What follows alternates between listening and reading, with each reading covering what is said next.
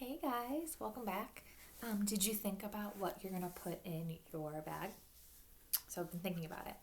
I would put a Harry Potter book, probably book 6 or 7, probably 6. Um, and then I would put in my bear, a little stuffed bear, and I would put in a photo album. And the last thing I thought of is I have a necklace that my uncle gave to me on my wedding day that is of my great grandfather's wedding ring, like flattened out, and then in it is one of my great grandmother's diamonds. So I think that's special to me. I'd put that in there. Those are items that are special. And a cell phone. I'd put Rory in there if I can't take her, but I think we can keep the dog. All right, we're gonna keep reading.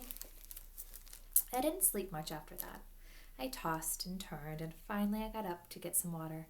Everyone was asleep, the bathroom door was closed, but light was sneaking out under the crack. I heard humming. I heard splashing. Mom, I said softly. Dad? No answer. Robin? No answer. More humming. It sounded like, how much is that doggy in the window, but I couldn't be sure. I thought about whether it might be an axe murderer, but taking a bath didn't seem like an axe murderer thing to do. I didn't want to open the door. I opened the door an inch. More splashing. A sudsy plop floated by. I opened the door all the way. Crenshaw was taking a bubble bath. I looked at him. He looked at me. I flew into the bathroom, shut the door, and locked it. Meow, he said. It sounded like a question. I did not say meow back. I did not say anything. I closed my eyes and counted to 10. He was still there when I opened them. Crenshaw seemed even bigger up close. His white stomach rose from the bubbles like a snowy island. His enormous tail draped over the side of the tub. Do you have any purple jelly beans? He asked. He had thick whiskers that poked out from his face like uncooked spaghetti. No. I said it more to myself than to him. Aretha scratched the door. Not now, girl, I said. She whined. Crenshaw wrinkled his nose. I smell dog. He was holding one of Robin's rubber duckies. He looked at the duck carefully, then rubbed his forehead on it.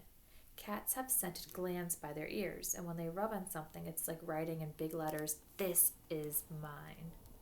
You are imaginary, I said in my firmest voice. You are not real.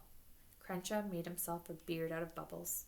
I invented you when I was 7, I said, and that means I can uninvent you now. Crenshaw didn't seem to be paying attention. If you don't have purple jelly beans, red will do in a pinch. I looked in the mirror. My face was pale and sweaty. I could still see Crenshaw's reflection. He was making a tiny bubble beard for the rubber ducky. You do not exist, I said to the cat in the mirror. I beg to differ, said Crenshaw. Aretha scratched again. Fine, I muttered. I eased open the door an inch to make sure no one was in the hallway listening. Listening to me talk to an imaginary cat. Aretha bulldozed through like I had a giant, juicy steak waiting in the tub. I locked the door again.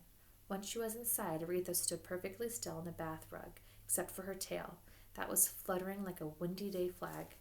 I am positively flummoxed as to why your family felt the need to get a dog, said Crenshaw, eyeing her suspiciously. Why not a cat? An animal with some dignity, some pizzazz.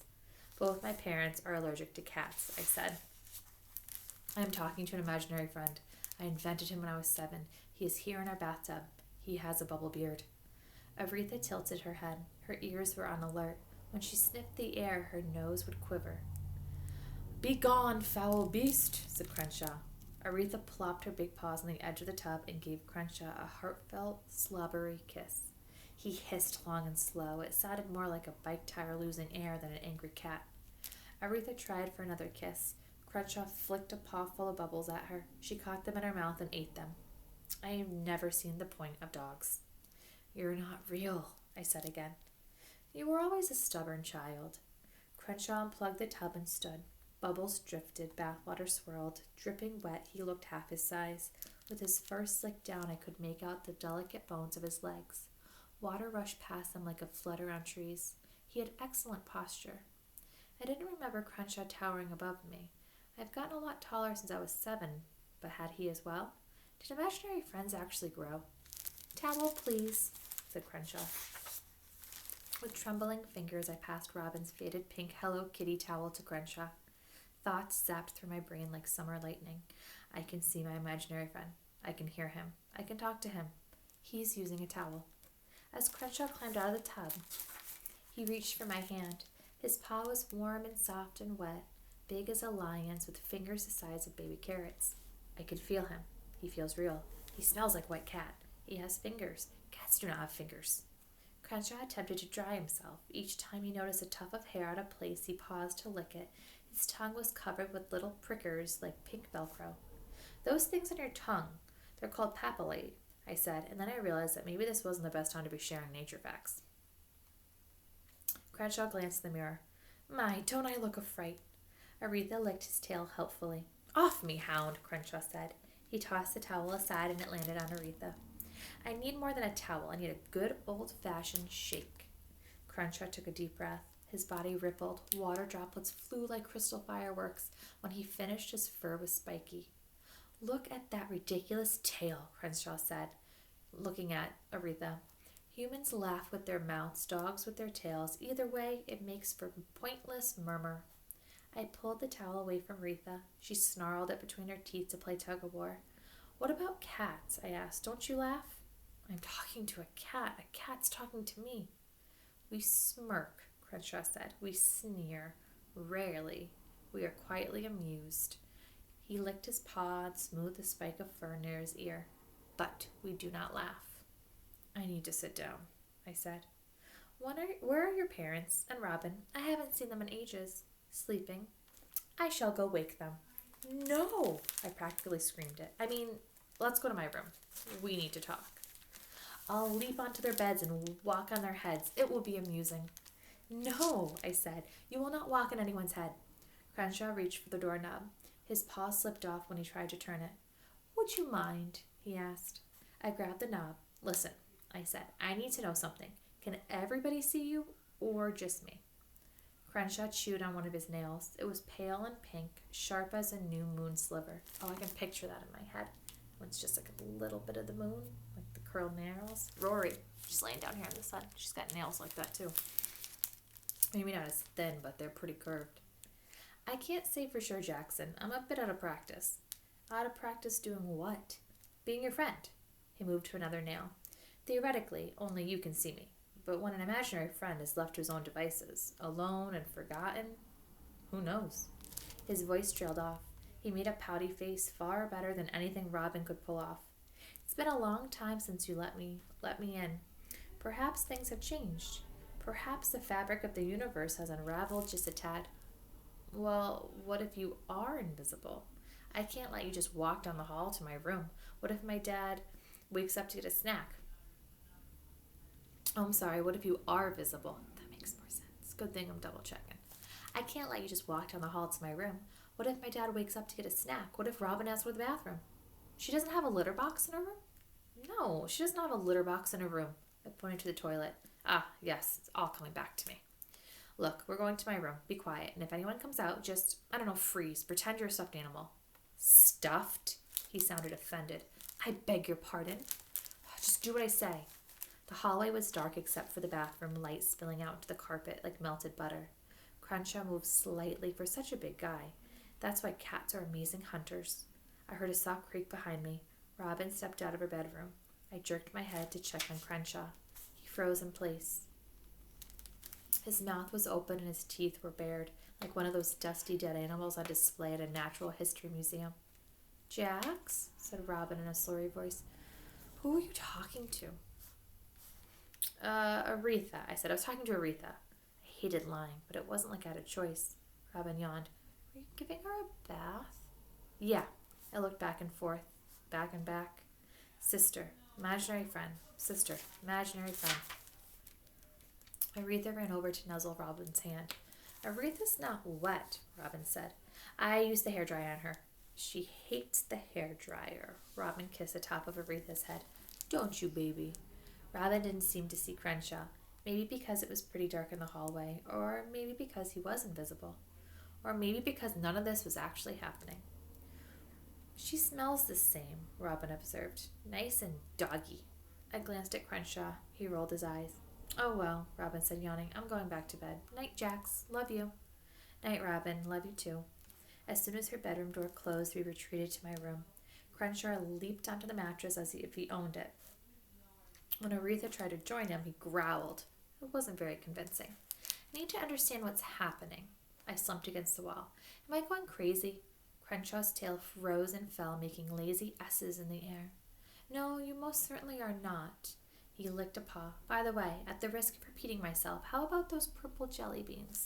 When I didn't answer, he settled into a donut-shaped tail wrapped around himself, and closed his eyes. He purred the way my dad snores like a motorboat with engine problems. I stared at him, a huge, damp, bubble bath-taking cat.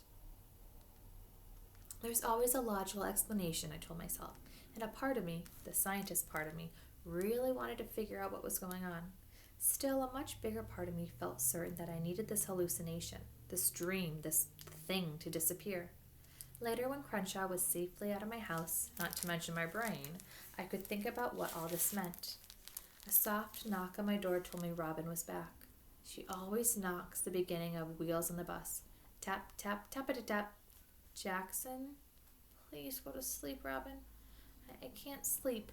I miss my trash can. Your trash can?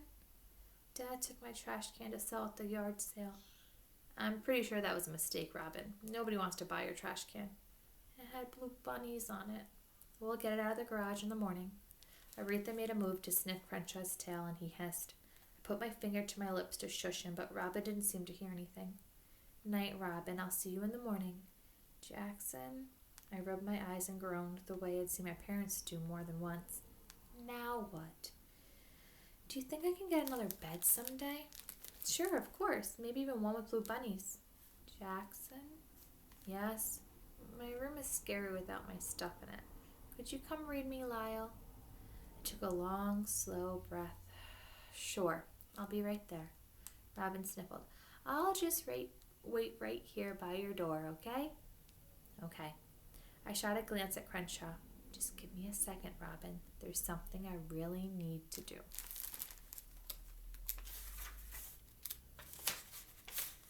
Let's see how long this one is. Okay, one more. I went to my window and opened it. Carefully, I pulled out the screen. Our apartment was on the ground floor. A few feet below the window, a cushion of grass waited. Goodbye, Crenshaw, I said. He opened one eye a bit like someone peeking from behind a shade. But we're having such a lovely time. Now, I said. I put my hands on my hips to show I meant business. Jackson, be reasonable. I came all this way. Crenshaw opened another eye. But you need me here. I don't need you. I have enough to deal with already. With a great show of effort, Crenshaw sat up. He stretched, easing his back into an upside-down U. I don't think you understand what's going on here, Jackson. Imaginary friends don't come out on their own. We're invited. We stay as long as we're needed, and then, and only then, do we leave. Well, I didn't invite you. Crenshaw sent me a doubtful look. His long, whiskery brows moved like strings on a marionette. I took a step closer. If you won't go, I'll make you go. I put my arms around his waist and yanked. It was like hugging a lion. The cat weighed a ton. Crenshaw dug his claws deep into the quilt. My great aunt Trudy made me when I was a baby. I gave up and let go. Look, Crenshaw said as he extracted his claws from my quilt. I can't go until I help you, and I don't make the rules. And who does? Crenshaw stared at me with eyes like green marbles. He put up two front paws and he put them on my shoulder. He smelled like soap suds and catnip in the ocean. You do, Jackson. You make the rules. A foghorn bleated in the distance. I pointed to the windowsill. I don't need anyone's help, and I sure don't need an imaginary friend. I'm not a little kid anymore. Boulder Dash. Is that because I hissed at the odorous dog? No. Could we at least wait till morning? There's a chill in the air, and I just took a bubble bath. No. Tap, tap, tap, tap, tap, tap. Jax, it's lonely in the hallway. Coming, Robin, I called. Out of the corner of my eye, I noticed a frog hop onto the windowsill. He gave a tiny, nervous croak. We have a visitor, I said, pointing. Maybe if I distract Crenshaw, he'll move on. Did you know some frogs can leap so far that it'll be like a human jumping the length of a football field? They're amazing jumpers. They're amazing bedtime snacks, too, murmured Crenshaw. Come to think of it, I wouldn't mind a little amphibious morsel. I could see he was in full predator mode. His eyes turned to dark pools, his rear was wiggling, and his tail twitched. See you, Crenshaw, I said. Fine, Jackson, he whispered, eyes lasering on the frog. You win. I'll leave. Do a bit of hunting. I am, after all, a creature of night. And meantime, you get to work.